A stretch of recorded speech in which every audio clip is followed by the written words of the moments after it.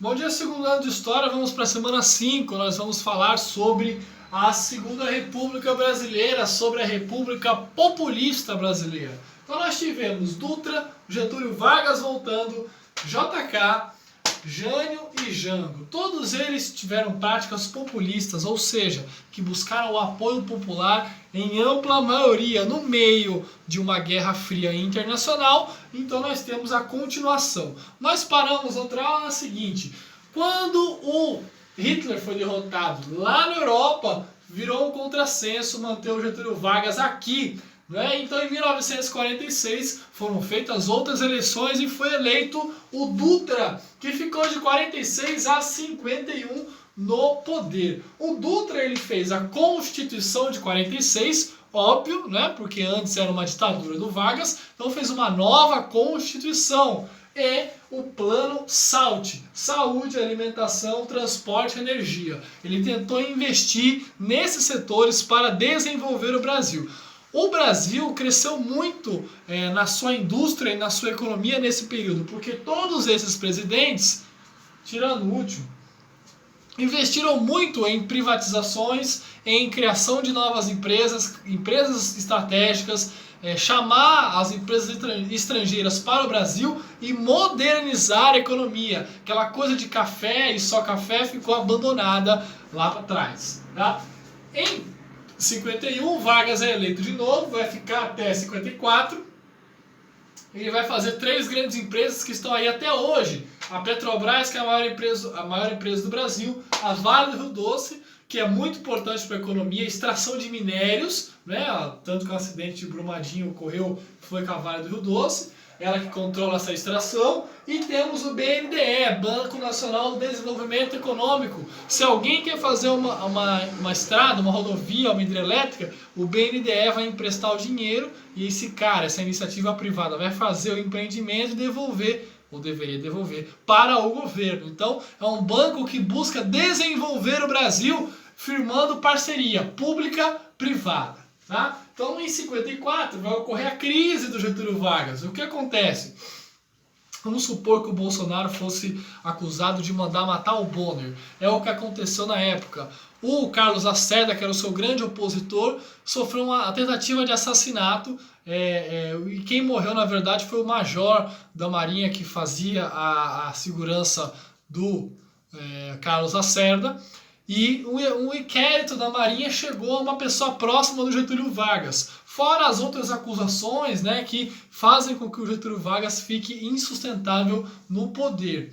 Então, em 1954, ele vai se matar no Palácio do Catete, no Rio de Janeiro, no Palácio da Presidência da República até então.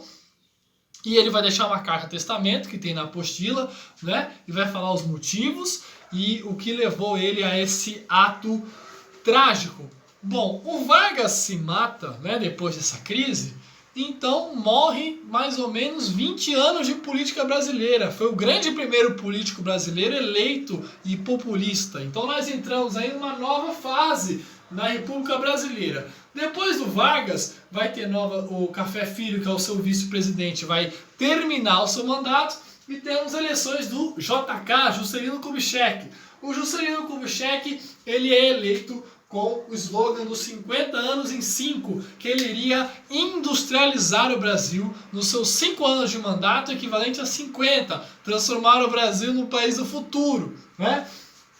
Ele fez um plano de metas para o Nordeste, para o Norte, para o Centro-Oeste, para o Sudeste e principalmente a sua meta síntese, que ele falava, a construção de Brasília. A construção de Brasília já estava na Constituição desde a saída do Dom Pedro. E a ideia é o quê? Afastar a capital do Brasil do litoral para evitar um ataque, evitar manifestações. Você pode ver que quando tem manifestação, a manifestação em Brasília é sempre mais fraca. Se fosse no Rio de Janeiro, seria do lado, na cara do presidente.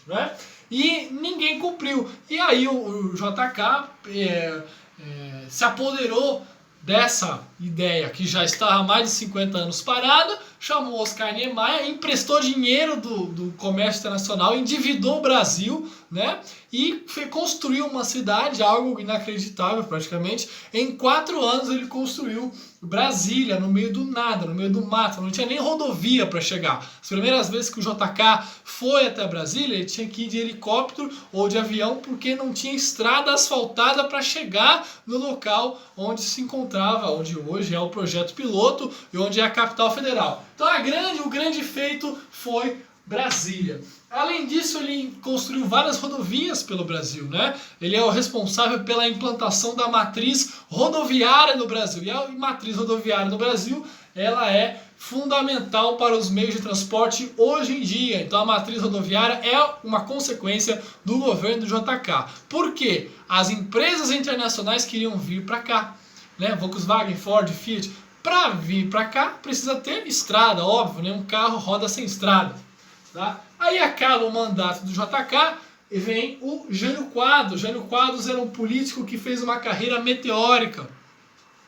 Foi prefeito de São Paulo, depois ele foi governador e rapidinho virou presidente. Assim, uma subida, numa escalada. O slogan dele, do Jânio Quadros, era varre, varre, vassourinha, que ele iria varrer a corrupção do Brasil. Óbvio que ele não conseguiu, ele era de um partido nanico, ele ficou sem apoio do Congresso, nem da direita, nem da esquerda, de nenhum partido grande, e ele tentou uma estratégia que ele achava que era de mestre. Eu vou renunciar, o povo me ama, vai fazer com que eu volte e aí eu virarei um ditador com poderes absolutos. Ninguém pediu a volta do Jânio e aí o mandato dele acabou.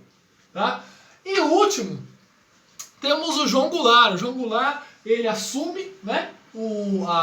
A chapa presidente e vice não era única, então o João Goulart ele era de outra chapa e ganhou, e ele era assumidamente socialista, né? Então o João Goulart vai assumir de 61 a 64 com a saída do Jânio. O que ele faz?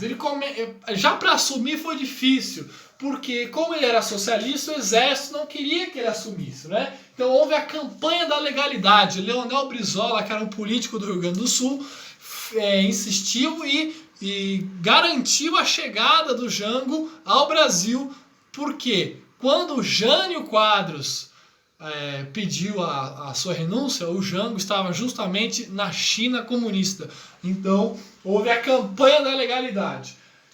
Quando ele assume, houve um acordo. Beleza, ele quer assumir, então ele vai assumir com poderes limitados. Ele vai assumir com regime parlamentarista. Então você vai ter o João Goulart, porém você vai ter um primeiro-ministro aqui para equilibrar a força, que no caso era o Tancredo Neves. Tá? Ele fez um discurso na Central do Brasil de várias reformas socialistas que ele implantaria, chamadas reformas de base. E essas reformas de base que deram arrepios à classe média e alta do Brasil, e aí houve um pacto, né? Uma união para a derrubada do João Goulart. Nós tivemos ainda a Marcha pela Família por Deus contra o João Goulart, que ocorreu, né? Uma marcha com mais de 100 mil pessoas contra o João Goulart, e aí vários setores da sociedade juntos, não entrando no debate que a gente vai estudar na próxima aula, né? Então nós temos meio de comunicação, uma parte da igreja. Por que a igreja? Porque a igreja é contra o comunismo, porque o comunismo prega